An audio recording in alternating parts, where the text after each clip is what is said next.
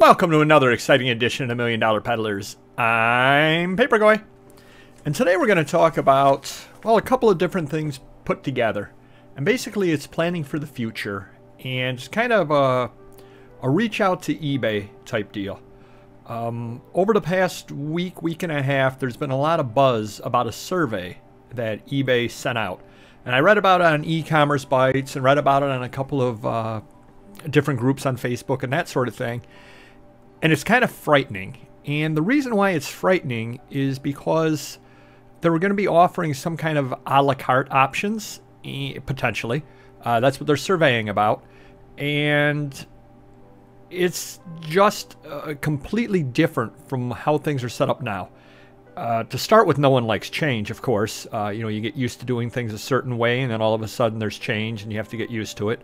It's kind of like when you go on a website and it says new and improved, and you're like, well, this really isn't new and improved. I used to know I could click on the top left. Now I got to search for what I need to click on. Sometimes people make changes just to make changes and try to annoy the people that use the various emails or use the various systems and all that kind of thing. So new and improved seldom is. That being said, they probably are looking for ways to raise revenue and that sort of thing. And that's understandable. They are a business. But it makes it tough for us to run our business. They were talking about different pricing plans. They were talking about, 1,000 listings, and then you get discounts on listings beyond that if you do certain sales volumes or if you increase volumes, all this sort of thing. And again, they were 4 or 5 different options sent out to people. And I did not get the survey, but my understanding is that, well, some parts of option 1 are good, some parts of option 2 are good, some parts of option 3 are good, yet they didn't let you meld them all together. And the reason why I bring this up is they just recently made major changes. And if you get into the managed payments, you get lots and lots of listings, essentially for free, depending upon the level of your store and everything. And that's great. I've got 50,000 collectibles listings because I downgraded my store. I do get 50,000 collectibles listings in the store for free. Wonderful. I've been busy with the day job and busy with various things going on, so I've not taken advantage of it the way that I should. My listings are staying pretty steady right now. But if I had the time or I took a couple of weeks off of work or whatever, I could definitely increase those numbers.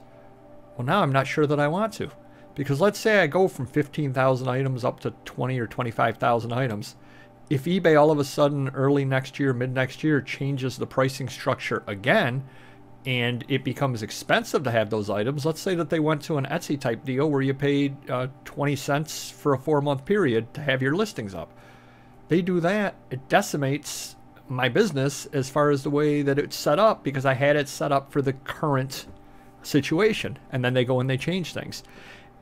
Now, a couple of the things that I read in there don't sound so bad. It almost sounds as though they want to offer you kind of almost a Shopify experience, which would make sense because Shopify has overtaken them to be number 2, and eBay now is number 3. Now, if eBay can figure out a way to do a Shopify type experience where I go and I get a store through eBay, but at arm's length from eBay type deal, I can brand it myself. I can list stuff through to eBay, do feeds through to Amazon, Walmart, etc., etc. That would be a very, very good move on their part, I think. So my suggestion to eBay would be keep the store levels and all that sort of thing where they are now, but go into the Shopify things. I don't know how many people watching this go way back, but we're going back to, 2004, 2005, something like that. eBay did try something like that where you paid $29.95 a month or something other like that, and you did get a standalone store not on eBay. I tried it for a few months, and then I stopped. I think it was Pro Stores, as a matter of fact, is what I think it was called. I stopped it because I wasn't making any sales. They stopped it soon after because I don't think they were making any sales either on it. But it was not easy to list on, and I don't think I ever sold anything on it whatsoever, because how was I going to drive traffic to it at that time, et cetera, et cetera.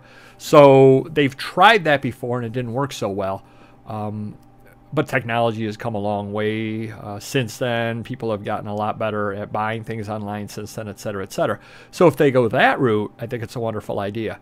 But if they go and they change the stores and they say, oh yeah, you were getting 50,000 or 75,000 listings, in your store subscription. Yeah, sorry about that. Now you're getting far fewer.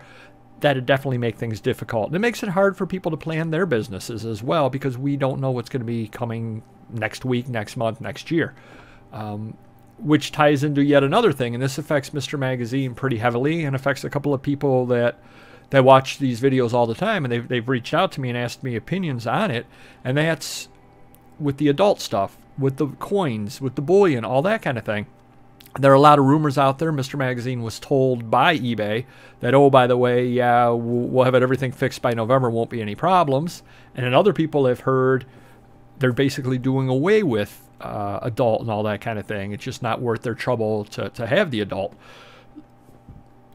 Let's say that I wanted to get into coins, or I wanted to get into adult material, that kind of thing, and a big collection came along.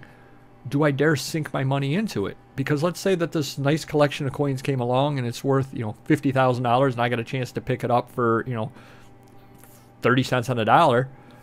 Is it worth doing? Will I have a way to sell it? I don't know. And they can say, oh yeah, we're going to allow you to sell it in November and December, whatever. But if that doesn't come true, I'd be out the money with no outlet for it. I could take it to the local coin store or something like that, and they might give me back what I paid on it, or maybe a little bit less, depending. But I don't know. I don't know what to do at that point, because I don't know what eBay is going to do. And I guess they don't understand, because they're such a big company, that us as their customers need to be kept in the loop, especially of any big changes. So I don't know what to tell you going forward. I guess just ramp up and list stuff for the fourth quarter, because we're into that now, and people are buying things for Christmas, and sales should increase. So ramp it up, but only list things that you think can sell over the Christmas season. Do not do any radical things with listing, because the entire thing could change beginning of January, beginning of February, beginning of March. Nobody even knows what eBay is going to do, what direction they're going to go in. So again, if anybody from eBay is watching this, love the idea for a Shopify. I have no problem with some of the other things I've read in there, that you can pay an extra percentage and get your items listed on Google Shopping or search and all that kind of thing. Hey, no problem at all with that. Those are things that people can do if they want to do so. If they want to increase their sales, they can pay a higher percentage. It's no different than promoted listings. Wonderful idea. And I'm not sure exactly how it works, but say eBay charges you 5% to go out and Google Shopping. They worked out a deal and they're getting it for 2.5% or whatever the case happens to be. So they'd be making some money on that. Hey, good for them on that. They've got to make money. But I guess what we want as sellers, we want a couple of things. We want definitive. We want to know what's going on so we can plan our business accordingly. I had a situation years ago where I purchased a lot of CDs, and then all of a sudden Amazon, out of the blue, didn't allow people to sell CDs unless they were, distributors and that sort of thing, and I was not one. So now I've got a lot of CDs sitting out in the garage that at some point I have to get to and wholesale out, just because. Now, luckily, I purchased them cheaply enough, and I had made my money out of them, so it's not really costing me anything to have them in the garage. But let's say I had just purchased it with the intention to sell on Amazon. Well, now I'm out of luck, because I've got all these CDs, all this money tied up in it, and I can't sell it. So we want to definitely know how things are going. And why don't you keep things the way that they are with the store right now, and then do all sorts of add-ons? Do the Shopify type thing for those that want to do it. Do the percentage for Google Shopping search and all that kind of thing for those that want to do it. So if you just want to sit back the way that you are right now, great. Your costs aren't going to change. Good luck. Wonderful. And if you want to do all these various add-ons, go ahead and do so, and hopefully it increases your sales, but you're not required to do so. So hopefully that's the route you go, but at least make up a decision and give us some lead time on it. so that way we know how we have to structure our business in order to make money. Because if we're not making money, you're not making money. Till next video.